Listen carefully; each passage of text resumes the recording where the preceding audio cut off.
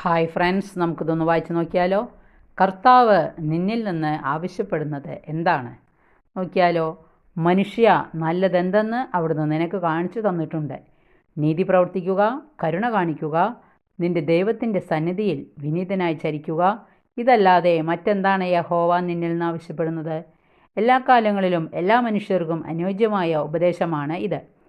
നന്മ എന്നാൽ എന്ത് എന്ന് ദൈവം എല്ലാ മനുഷ്യർക്കും കാണിച്ചു തന്നിട്ടുണ്ട്. അടിസ്ഥാനപരമായി നന്മ എപ്പോഴും നീതി ചെയ്യുക എന്നതാണ്. നീതി ചെയ്യുക, കരുണ കാണിക്കുക, ദൈവത്തിനു മുമ്പിൽ എളിമയോടെ വർത്തിക്കുക. ഈ വാക്കുകൾ ഇന്നും വളരെ പ്രസക്തമാണ്. നീതിയിൽ അടിയുറച്ച ഒരു ജീവിതശൈലി കെട്ടിപ്പടുക്കണമെന്നാണ് ദൈവം നമ്മിൽ നിന്ന് ആഗ്രഹിക്കുന്നത്. കാരുണ്യവാനായ കർത്താവെ, സമൂഹത്തിൽ നീതി നിഷേധിക്കപ്പെട്ടവരോട് അവിടുന്ന് പ്രത്യേക പരിഗണന കാണിച്ചു. എല്ലാവരോടും കരുണാപൂർവ്വം പെരുമാറിക്കൊണ്ടും അങ്ങയുടെ തിരുമുമ്പിൽ ഞങ്ങൾ എളിമയോടെ ചരിക്കട്ടെ. വായന ഇഷ്ടപ്പെട്ടെങ്കിൽ ലൈക്ക് ചെയ്യുക. Okay, thank you, by.